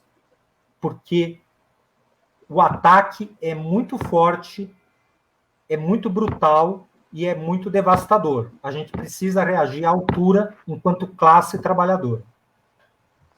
Obrigada, Márcio. Emílio, é com você. Obrigado, Gisele. Então, vamos só pontuar algumas questões que talvez a gente precise aprofundar um pouco mais, aí aproveitar as considerações finais de vocês para aprofundar. Eu acho que uma coisa que é importante, foi mencionada, mas a gente deveria aprofundar, talvez o Cacau pudesse nos falar um pouco mais, é sobre a seleção dos servidores nas novas formas de concurso. Ele vai passar por uma segunda fase de seleção e nem todos vão ter estabilidade, vão virar profissionais. Isso é uma forma de canibalismo, de jogar um contra o outro, que é uma prática que a gente conhece. Eu acho que esse é um ponto que vale a pena ser comentado. Eu acho que um outro ponto que vocês falaram bem, mas que é importante reforçar, que carreiras típicas de Estado significam que os profissionais de saúde que deram a sua vida para combater a Covid, por exemplo, não vão ter mais estabilidade, né? E professores também. E isso, obviamente, é uma forma, que aí é uma forma de instituir, no caso dos professores, não é uma forma de instituir o Escola Sem Partido, sem o nome de Escola Sem Partido, porque tem uma questão ali que me chama muito a atenção, que são os novos princípios que eles querem colocar na Constituição, inclusive a ideia de imparcialidade, desculpa. Eles apoiaram o tempo todo a parcialidade do Moro e agora querem jogar para os servidores públicos a imparcialidade. Mas a imparcialidade pode, e outros princípios que eles estão colocando, pode abrir brechas para muitas questões jurídicas. O Cacau é advogado, acho que isso é um ponto também importante. Um outro ponto que passou, aí acho que os três podiam abordar, se quisessem, é a questão dos militares, né? Quais as mudanças que foram feitas para os militares? Porque, entre elas, está uma questão que me preocupa muito como educador, que é a possibilidade de, ao mudar as possibilidades de acúmulo da jornada de trabalho, abrir a possibilidade para os militares serem professores. E nós temos escolas militares, não é uma outra forma de reforçar o Escola Sem Partido, sem fazer, e introduzindo essas pessoas nas redes públicas. E tem outras questões com os militares, eu acho que é um tema importante. Eu acho que uma das coisas mais absurdas que tem nesse projeto, o Flávio mencionou, o Cacau também, mas é extinguir cargo por decreto e extinguir órgão por decreto é o fim, entendeu? Porque não é por decreto, quer dizer, é na canetada do Bolsonaro e acabou. Eu acho que esse é um outro ponto importante que eu estou ressaltando alguns pontos que na minha leitura ficou. E eu acho assim, a gente tem que ouvir também, queria ouvir vocês, o Flávio já foi um pouco nessa linha, qual é os aspectos políticos dessa proposta, porque na minha avaliação, eles querem instituir um clima de medo para as próximas eleições, especialmente 2022, fragilizar os servidores, porque os servidores sempre são uma fonte de denúncia contra os malfeitos do governo, e é uma forma de eu controlar isso e não deixar essas coisas aparecerem no período eleitoral. É uma das questões que eu gostaria que vocês colocassem. E viu um pouco qual é a perspectiva política dessa reforma. E também um pouquinho sobre como é que essa reforma facilita as privatizações, porque esse é um outro ponto também que eu acho que vale a pena a gente tocar, né? Porque que aí a gente entender o projeto como um todo. E, por último, lembrar que uma matéria do jornal Folha de São Paulo, de 46 bilhões, mais ou menos, com gasto com o pessoal, está fora da reforma. Ou seja, por quê? Porque procuradores, os militares, judiciários estão fora. É quase metade da folha de pagamento está fora. Então, a reforma é somente para os magrinhos, não é para os grandões, como a gente diz. Estou falando de forma bem popular, né? Então, eu gostaria... não sei se a Gisele teria mais alguma questões, mas eu procurei aqui, como não houve questões aqui dos nossos internautas, para formular alguns aspectos que eu achei importantes. São muitos temas para as considerações finais. Eu sei. Não, eu sei que vocês não vão abordar todos, eu sei, e nem quero que abordem, mas eu achei importante pontuar para que fique, mesmo que a gente não consiga abordar numa outra live, nem quero que aborde tudo, mas eu achei que era importante a gente pontuar essas questões. Nossos fundamentais. Falaram aqui muito, inclusive sobre os funcionários virarem capacho dos governantes, né, dos governantes de plantão, e não serem mais servidores públicos do Estado, que o fim da estabilidade é um absurdo, e aí uma série de coisas que não dá para colocar aqui, às vezes comentários muito grandes, que como tampam a imagem das pessoas que estão aqui falando, a gente não consegue colocar na tela, que é uma pena. Eu vou passar a palavra para a Gisele, se ela tem mais alguma consideração, se não, para os participantes. Bom, eu faço uma consideração no final, eu já queria ouvir primeiro o Cacau, e a gente segue a mesma ordem, Cacau, Flávio, depois Márcio, e no final eu faço uma consideração. Não, ok. Eu vou pegar, vamos chamar assim, a provocação que foi apresentada pelo Emílio, né? Porque ele cita uma série de elementos que estão presentes na proposta da reforma, e ao invés de tratá-los individualmente, eu vou fazer uma abordagem que é o seguinte: a reforma ela tem um profundo viés autoritário de diminuição do controle social e do controle legal sobre os serviços públicos, e ela aprofunda o caminho de uma visão gerencialista do Estado, que foi inaugurado no Brasil durante a década de 90, na gestão do Bresser Pereira, do governo do Fernando Henrique Cardoso. A aprovação da emenda constitucional 19 significou um marco, significou uma mudança na visão do serviço público brasileiro, em que se abandonou aquelas teorias tradicionais do serviço público, as teorias burocráticas, enfim, tudo que presidiu a organização do serviço público ao longo de muitas décadas. Se a gente voltar lá atrás, no governo do Getúlio Vargas ainda, a criação do DASP, Departamento Administrativo dos Servidores Públicos, porque foi um marco para acabar com a contratação por apadrinhamento. Foi a partir dali que nós começamos a ter as primeiras formas de seleção pública, de certames, de concursos. Até então não havia essa prática no serviço público, né? E foi fruto do enfrentamento justamente entre os dois setores burgueses que se digladiavam pelo controle do aparato do Estado, né? E esse setor pró-industrialização, pró-urbanização do país, ele derrota, digamos assim, o setor mais ligado às oligarquias cafeeiras e que estava vinculado ao modelo anterior. Esse processo se estende, mesmo na ditadura militar, Decreto-Lei 200, né, que é um outro marco importante de organização do serviço público no Brasil, ele, digamos, expande, né, a administração indireta ao possibilitar, por meio de autarquias, o exercício de uma série de funções públicas, mas também caminhando no sentido de uma administração tradicional. Então, os anos 90, com o governo do Fernando Henrique e com o Bresser, eles marcam uma guinada, porque é justamente romper com esses paradigmas a introdução dos conceitos de uma administração gerencial, a divisão do serviço público em 3 áreas, sendo que aquelas áreas exclusivas do Estado são justamente essas que estão afetas às finanças, à segurança, à magistratura. Essas seriam as áreas em que o Estado não pode sair, digamos assim. Todas as demais passam a ser tratadas como se fossem serviços. Educação, saúde, assistência social, Tudo pode ser, então, compartilhado entre o Estado e gestão privada. E uma outra parte, que seriam, digamos, aquelas empresas, né, que atuavam em áreas que não são típicas do Estado, que não são do Estado, elas iriam para a privatização. E foi aquele plano de privatizações que nós vimos no Brasil, que privatizou a Vale do Rio Doce, Número Siderúrgica, os bancos, as teles, enfim, a telefonia, todo o processo de privatização que nós vivemos. Então, todo o escopo disso foi uma mudança nessa visão da administração do Estado. Essa reforma, ela aprofunda. E aprofunda com um viés muito autoritário, porque esse período de experiência que vai substituir o estágio probatório, né, e que amplia, inclusive, o tempo até o servidor alcançar essa condição. A segunda fase não se sabe como será, mas, a princípio, é quase que uma segunda seleção. O servidor que passou por um concurso de provas e títulos, foi aprovado, cumpriu, né, o seu tempo de estágio. Bom, numa segunda fase, ele pode estar numa situação de 2 servidores para um cargo e a critério do gestor ele poderá perder. Então, não há justificativa plausível que não seja o aparelhamento, que não seja o controle político, que não seja o veto ideológico.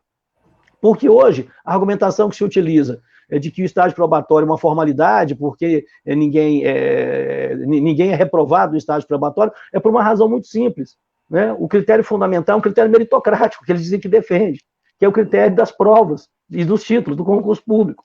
Depois disso, o servidor só é desligado durante o estágio se ele cometer uma falta muito grave, algum crime contra a administração pública, se ele envolver em algo que exige uma penalidade tão grande como não poder ser efetivado no serviço público. Então, eles estão inventando uma regra que é uma regra de controle político, na verdade, profundamente autoritária e que vai no sentido das alterações que estão sendo propostas. Diminuir o controle social, diminuir o controle legal, aumentar a discricionariedade, né, porque é isso que vai acontecer, né, você vai estar na mão daquela chefia, que muito provavelmente pode ser uma chefia recrutada amplamente, que não passou pelo concurso, porque as novas regras, logicamente, vão permitir a ocupação de cargos estratégicos, né, que não seja por meio do concurso, e isso possibilita, então, um controle muito maior nas mãos dos gestores. Então, todas essas questões que dizem respeito a isso, a possibilidade da atuação dos militares, a possibilidade de liquidação da administração indireta, né, autarquias, fundações por meio de decretos, a proibição de que acordos coletivos possam estabelecer regras de estabilidade no emprego, ou seja, tem um viés profundamente autoritário, né, que é uma marca desse governo, é uma característica desse governo, e que está trazida aqui no plano político, nessa reforma que está sendo apresentada. Né? Então, é dessa maneira que eu vejo. Eu achei instigante a provocação, porque nos leva a refletir sobre esse tema. Para encerrar, né, já que são as nossas considerações finais, eu entendo, primeiro quero manifestar a concordância, eu não tenho uma visão de que o Estado está se enfraquecendo. Né? O Estado, na verdade, ele tem um profundo conteúdo de classe daqueles que dominam a economia e o poder político. Então, o Estado brasileiro, né, ele é um Estado capitalista, ele é um Estado burguês. Agora, ele pode ter formas mais ou menos de controle social, mais ou menos permeável aos interesses sociais. E o que nós estamos aqui assistindo é uma entrada, em larga medida, né, dessa visão gerencial, que inclusive está expressa na mudança do artigo 37, né, da Constituição, que introduz novos princípios na administração, que são justamente princípios originários do setor privado, da economia. Então, a mudança que se propõe é que, além da legalidade, da impessoalidade, da moralidade, da publicidade, que foram os 4 princípios fundamentais da Constituição brasileira, depois nós tivemos a eficiência, na emenda 19, que foi justamente a ideia do modelo gerencial, né? A administração pública não é eficiente. Então, você introduz a visão gerencial, ela passa a ser, ou você introduz o conceito privado. E essa aqui é profunda, porque ela propõe colocar inovação, responsabilidade, unidade, coordenação, governança pública, subsidiariedade, o que é uma coisa preocupante, né? Deixa de ser preponderante. Algumas atividades do Estado passam a ser subsidiárias. Educação, por exemplo, né? Uma preocupação que está se levantando, né? Tem a ver com as tentativas mais recentes de reforma da educação que estão em discussão. Então, todos esses conceitos são conceitos que são trazidos da administração privada, das empresas privadas, para orientar o serviço público. Né? Então, alguém pode dizer, mas isso é uma coisa secundária, é uma questão de princípio. Não, não é assim. Às vezes, mais do que a normatização, esse tipo de princípio orienta, né, a conduta que vai ter. Então, é uma mudança importante. Não vai mudar o caráter do Estado? Por óbvio que não. né, mas vai introduzindo elementos que cada vez mais distanciam, né, o Estado dessa prestação de serviços que a nossa população tanto precisa. Tá? Eu fico por aqui, então, passo a bola aí para os colegas.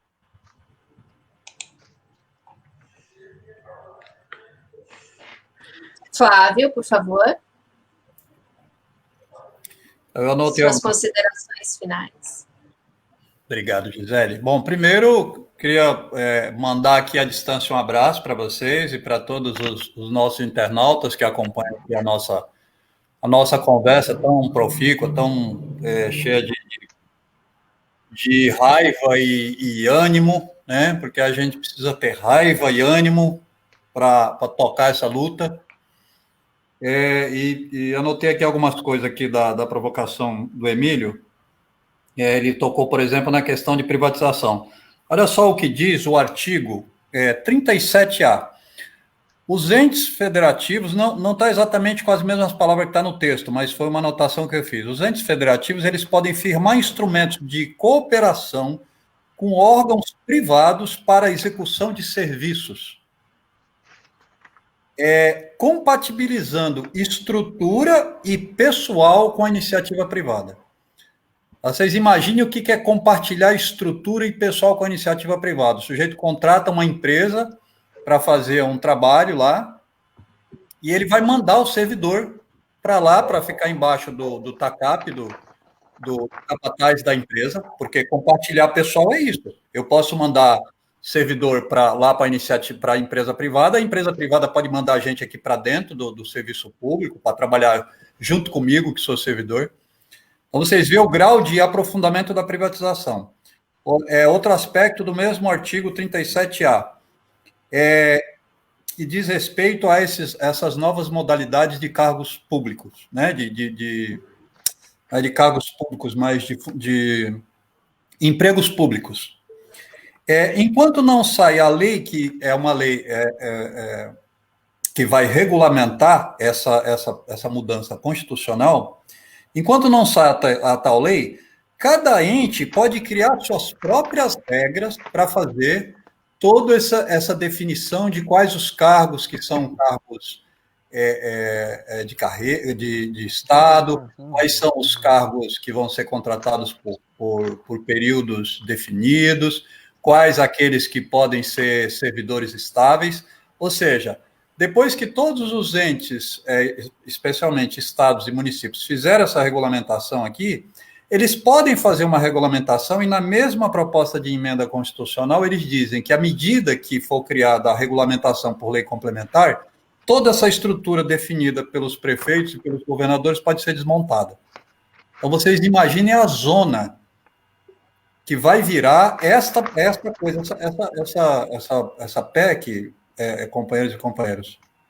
Na verdade, ela tem muito esse sentido, de bagunçar tudo, como eles estão bagunçando todas as esferas do governo federal, eles estão bagunçando tudo, e esta bagunça toda, ela não é incompetência, como muita gente diz, esses amalucados, esses incompetentes, eles não sabem o que estão fazendo, é o contrário, eles estão bagunçando tudo exatamente para reorganizar a estrutura de Estado de uma outra maneira.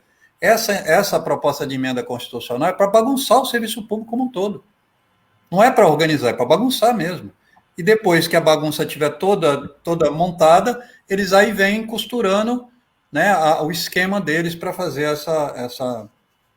esse Estado ao molde que tanto a iniciativa privada como esses capatazes, sociopatas que estão no governo, e não só no governo federal, mas em vários governos de Estado, como aqui em São Paulo a gente tem outro sociopata que é o Dória, para eles reorganizarem as coisas. Em relação aos militares, né, o Emílio perguntou, e os militares?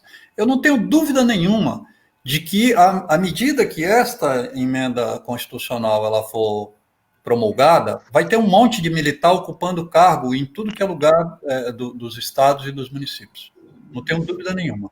Tá, essa coisa mal colocada aqui é para isso mesmo, é para gerar confusão e depois que a lei for interpretada ao gosto do freguês, se inserir um monte de militares aí nas escolas, na saúde, enfim, tudo que é lugar, né? esses aspectos que o Cacau já fez referência na fala dele, de reestruturação do governo federal, é outra coisa que não resta dúvida. O governo federal ele sofrerá uma monstruosa transformação depois que esta emenda for feita à Constituição brasileira. Eles vão extinguir um monte de coisa, vão destruir órgãos de fiscalização, vai ser um pandemônio. Por quê? Porque está se dando no corpo da mudança constitucional uma série de instrumentos para que o Bolsonaro possa reformular o governo federal de uma forma avassaladora e com alguma base definitiva, com alguma estrutura que seja muito difícil depois de ser desmontada. Então é isso. Obrigado pela paciência de nos ouvir. E mais uma coisa, pessoal, bem rapidinho para fechar minha fala. Eu acho que nós temos que ir para a rua. Aí vocês podem dizer, mas Flávio, você está querendo nos jogar na pandemia? Não, queridos e queridas. Nós precisamos tomar todos os cuidados em relação à pandemia, mas nós precisamos sair das nossas casas. Porque na internet nós não vamos barrar isso aqui. Nós não vamos barrar isso aqui na internet. Nós não vamos barrar isso aqui no Facebook, nós não vamos barrar isso aqui no YouTube, nós não vamos barrar isso aqui no Instagram, nós não vamos barrar isso aqui no WhatsApp. Nós vamos ter que tomar cuidados e vamos ter que nos colocar em algum grau de risco, porque a gente precisa enfrentar isso aqui, e a única coisa que esses caras têm medo é de gente na rua. Mais nada. Eles não têm medo de juiz, eles não têm medo de polícia, eles não têm medo de ação judicial, eles não têm medo de ameaça pela net, nem por essa estrutura profunda da internet, que de vez em quando faz uns estragos. Eles também não se preocupam, eles têm lá os hackers deles para resolver essas coisas. Então, nós precisamos começar a pensar que tem que casar cuidados, mas temos que cumprir dar conta das necessidades que esse grave momento exige. E isso significa dialogar com a população, e nós não vamos conseguir dialogar com a população na internet. Não vai ter como fazer isso. Obrigado, um abraço a todas e todos. Obrigada, Flávio, um abraço. Márcio, suas considerações finais, por favor. Eu vou na linha dos companheiros e lembraria que, tentando responder um pouco às questões do Emílio, que o teto dos gastos, até onde eu saiba, ele é inconstitucional, segundo um parecer técnico no próprio Senado, antes da votação do teto dos gastos. O teto dos gastos é inconstitucional e continua valendo e continua regendo. Todo mundo sabe que o teto dos gastos congela todos os gastos públicos, inclusive saúde, educação, por 20 anos, menos o pagamento de juros da dívida, amortizações, etc. É óbvio, a função do teto é aumentar a drenagem para o mercado financeiro. Você não controla os gastos públicos para melhorar a saúde e educação. Pelo contrário, você diminui ano após ano os recursos de saúde e educação para drenar ainda mais para o mercado financeiro. E com isso funciona ainda pior saúde e educação. Porque, além de ter menos recursos, fica mais desestruturado. Lembrando que 67% do que a gente tem, a gente gasta com dívidas, amortizações e coisas afins. 8% a gente gasta com pessoal e encargo social. Esse dinheiro é novamente para drenar para o mercado financeiro. Bem, o que acontece? Qual é o projeto? É óbvio que o projeto é um projeto de precarização, e é óbvio que esse projeto de precarização ele cria um barril de pólvora, e nesse barril de pólvora a coisa estoura. No começo do ano e no final do ano passado, o governo brasileiro estava preocupado que isso aqui virasse o Chile, o Equador, a Colômbia, a Bolívia. E veja, e tem outros exemplos. Os Estados Unidos, esse ano, existe barris de pólvora no mundo inteiro prestes a explodir. E quando esse barril de pólvora está prestes a explodir, você precisa criar um Estado mais militarizado, você precisa fazer escola sem partido, você precisa militarizar a educação, a saúde, todas as estruturas, para, de uma forma ou de outra, controlar da maneira mais conservadora, mais irracional, mais autoritária, esse barril de pólvora que, de um jeito ou de outro, explode. No caso da educação, essa reforma administrativa, ela empurra necessariamente a gente para o futurice, nos institutos federais e nas universidades federais. Em nome de autonomia, você possibilita, por exemplo, que os institutos federais, que as universidades federais, mas todos os órgãos públicos em geral, eles se desfaçam do seu patrimônio, que, como disse o Flávio, do artigo 37, permite que você ceda a sua estrutura organizacional de pessoal para a administração privada. O futurice é isso. Com um congelamento de 20 anos de educação, de recursos para educação, saúde, o futurice, você vai empurrando ele. Você vai empurrando as universidades e institutos para o futurice. A reforma administrativa, ela avança, no caso da educação, no sentido do futurice. E no futurice, você tem fundos privados que administram, que se capitalizam através do desfazimento de patrimônio público. Você transforma o educador numa espécie de supercaptador de recursos no mercado financeiro. Você cria uma lógica de endividamento no mercado financeiro que transforma, por exemplo, os institutos federais em reféns de dívidas e de esquemas financeiros, drenando o recurso público para esse intermediário, que são fundos administrados, fundos administradores do pouco que virá do setor público para os institutos federais.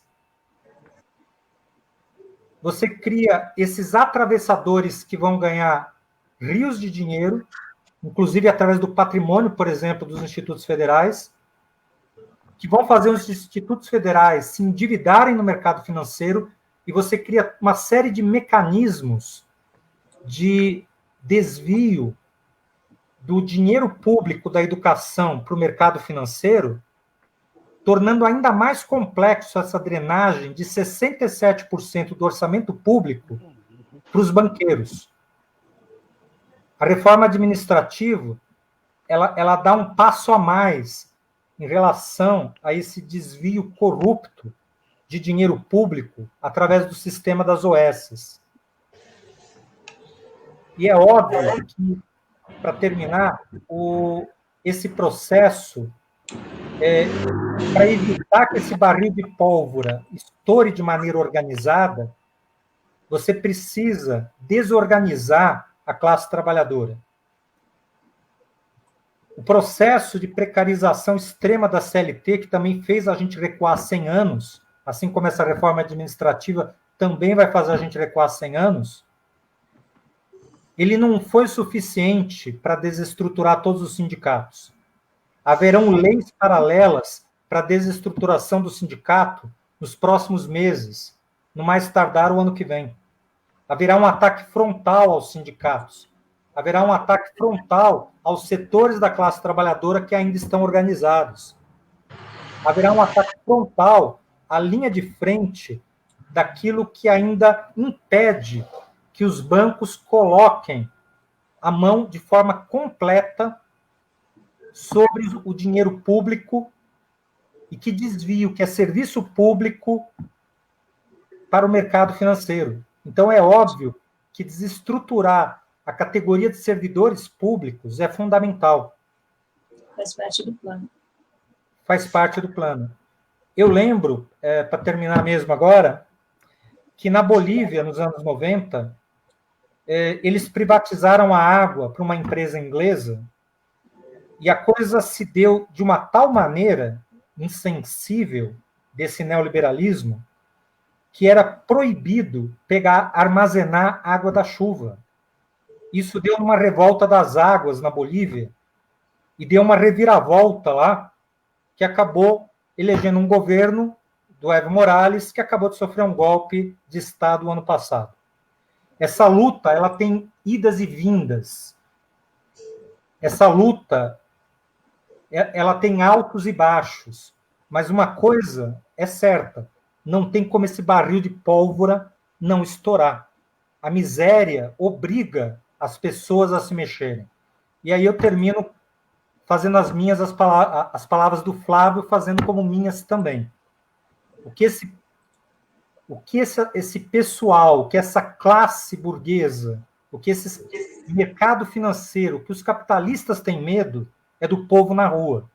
Em algum momento a gente vai ter que medir os riscos desse genocídio que está sendo feito, que é essa desestruturação intencional que o capitalismo está fazendo de um Estado público baseado em serviço público, e a gente vai ter que enfrentar, calculando os riscos, preservando a vida, vamos ter que fazer atos de rua em nome da vida.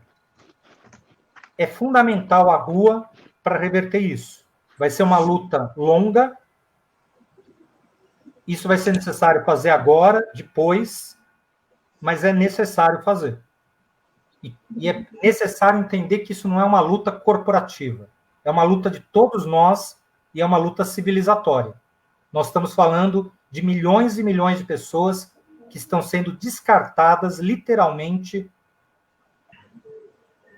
como sub-humanos por um sistema desumano que é esse sistema capitalista. Agradeço a atenção de vocês. Um abraço a todos. Tamo junto. Sumiu a imagem dele. Tamo junto, Márcio. Bom, Emílio, eu agradeço muito a oportunidade e eu reforço que todas as lutas para combater o governo Bolsonaro passam por uma concepção de comunicação que seja consequente com as lutas sociais. Por isso, esse espaço que você abriu hoje para a gente é tão valoroso, é tão importante. O jornalismo feito pela imprensa comercial, que a gente chama de grande mídia, volta a ter uma relevância, e isso é algo que a gente precisa refletir, nós do campo popular, né? Uma vez que diante de um inimigo tão violento, a gente se vê obrigado a defender o óbvio, né? Valores de civilização e democracia. Mas nós, do campo independente, a gente não esquece que foi essa mesma imprensa que criou uma narrativa que permitiu que Bolsonaro fosse eleito. Bolsonaro tem todos os defeitos que a gente pode elencar, passando até a madrugada, mas ter enganado e mentido sobre quem ele não é um deles. E essa mesma imprensa não demorou em fazer coro com o governo ao responsabilizar o funcionalismo público pela crise do Estado e divulgar que essas contrarreformas são necessárias, são essenciais para retirar o Brasil da crise. Essa imprensa tem lado, a gente também tem o nosso lado. A nossa questão é dar voz para a população, que é historicamente oprimida, esquecida, porque somos nós, do campo da comunicação popular, que vamos pautar a carestia. Não é à toa que o preço do arroz, o preço do óleo é o tema do momento, o desemprego, os cortes nos serviços públicos. A luta contra a reforma administrativa é uma das lutas que se combina com ataques cada vez mais profundos contra a população pobre. E os ataques à imprensa, multifacetados, representam uma estratégia definida e cada vez mais bem estruturada de semear desconfiança em relação ao trabalho dos jornalistas, destruir a nossa credibilidade e, gradualmente, construir a imagem de um inimigo comum para disseminar ainda mais notícias falsas. O objetivo é não prestar contas à sociedade e manter o maior controle possível do debate público. E aí é que está o papel da comunicação popular, que Emílio desenvolve aqui a partir dos jornalistas livres, que é fundamental. Eu e Márcio, cotidianamente no Sinasef São Paulo, que é muito orgulho militar cotidianamente com Márcio. Cacau, que é um companheiro de todas as horas e me ensinou muito na militância. Um orgulho estar aqui com ele hoje e ter conhecido virtualmente, né, um novo conhecido do novo normal, o Flávio, que desenvolve um trabalho de base no litoral paulista. Eu concluo, Emílio, dizendo que o espaço, né, eu agradeço muito o espaço e eu acho que a gente tem que trabalhar mais para o fortalecimento das redes de comunicação da classe trabalhadora. A gente tem muito desafio pela frente, nós temos muitas respostas, né, que a gente tem que buscar, né, então, assim, como que a gente chegou até aqui, como a gente vai fazer para superar esse cenário, e estamos juntos. Todo apoio à mídia independente, contra-hegemônica, sem conciliação de classes, e todo apoio à luta dos servidores públicos. O papel dos jornalistas livres, minha querida Gisele, Flávio, Cacau e Márcio, é fazer aquilo que Dom Paulo Evaristo Soares falava na ditadura, ser a voz daqueles que não têm voz. Vemos um país que a maior parte da população não tem voz. O que cabe a mim fazer, eu faço cotidianamente, o Márcio sabe, quantas vezes eu fui cobrir lá na periferia, lá não sei aonde, eu cubro com o maior prazer, porque meu papel não é eu ficar aparecendo. E meu papel é fazer com que os outros apareçam. É que o movimento negro apareça, é que os índios apareçam. Eu fiz uma live belíssima aqui na Baixada Santista com as aldeias indígenas, para dar voz a eles, nesse momento. Então, a gente tem que entender que é um projeto de comunicação, tem que ser um projeto que dê voz às pessoas. Esse é o nosso projeto. Nesse momento de ataques tão brutais, e essa live foi muito boa, porque ela foi didática, ela procurou mostrar às pessoas a extensão dessa reforma. Esse tem que ser o nosso papel. O que eu acho é, assim, sendo bastante sincero com vocês, que a esquerda tem que se unir. Nós temos que parar de mimimi, porque a questão é muito mais séria. É muito mais séria do que nós estamos vivendo. Esse ataque da reforma administrativa é um ataque muito sério, porque é o ataque da entronização, vamos ser claros, de uma ditadura no nosso país. Porque se o presidente da República pode fazer tudo por decreto, minha gente, quem vai controlar? E não vamos esquecer de uma coisa que a gente tem que sempre lembrar. Quando foi a prisão arbitrária do presidente Lula, nós dissemos, ameaça a liberdade de um, ameaça a liberdade de todos. Não existe, a gente luta por princípios. Na hora que eu permito a perseguição a qualquer servidor, eu estou abrindo uma porteira para perseguir todo mundo, vai virar uma caça às bruxas. Hoje é de A, amanhã é de B, amanhã é de C, amanhã é de D. E é bom a gente aprender. Porque quando foi com Lula, todo mundo comemorava. Agora, o que o Whitson está falando no Rio de Janeiro? Né? O que a extrema-direita que está sendo perseguida está dizendo? Que aqueles monstros que eles ajudaram a criar, os estão perseguindo. Não foi? Está na boca deles. Eles agora se referindo ao Lula. Você ajudou a criar tudo isso aí. É por isso que a gente, na vida, não pode abrir mão, sabe, da democracia e dos princípios.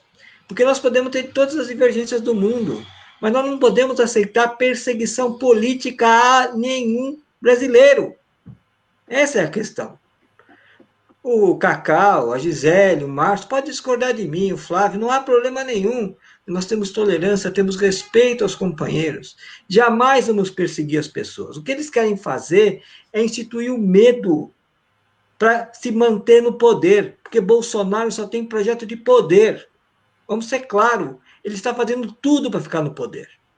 Então, nós temos que lutar, nós temos que denunciar essa reforma, essa destruição, essa abertura para perseguir as pessoas, para mandar a gente embora. É isso que nós temos que fazer. Só nos cabe nós fazermos isso. É um prazer estar com vocês. que seja uma parceria para muitas outras lives. Nós sempre trabalhamos juntos, a Gisele sabe, o Rogério, o Márcio sabe quantas lives a gente já fez juntas, né? Eu faço muitas lives aqui, muitas vezes sem os jornalistas livres, porque meu papel não é ficar aparecendo, meu papel é de ajudar a organização da Baixada Santista de uma frente de esquerda, eu não tenho nada a esconder, né? E nós estamos fazendo isso, lentamente, mas estamos fazendo isso. Eu agradeço muito a vocês, a cada um que participou, pelo seu conhecimento, pelo seu saber, né? Agradeço vocês terem compartilhado conosco, e no domingo que vem a gente volta, possivelmente, já com as entrevistas dos candidatos a prefeitos do PSOL aqui na Baixada Santista. Nós vamos procurar entrevistar os candidatos de esquerda na Baixada, aqui pelos jornalistas livres, inclusive a vereador. Nós, há 3 semanas atrás, já conversamos com os candidatos do PSOL, eles têm conversa com os do PT, do PDT, do PCdoB, para a gente entrevistar todas as faces da esquerda aqui, anti-bolsonarista. Eu agradeço muito a vocês, certo? E estamos aí na luta, e o que precisarem de mim, podem contar. Muito obrigado. Vou fechar a live aqui, peço só para vocês ficarem um minutinho, só para a gente bater um papo depois da live. Um abraço.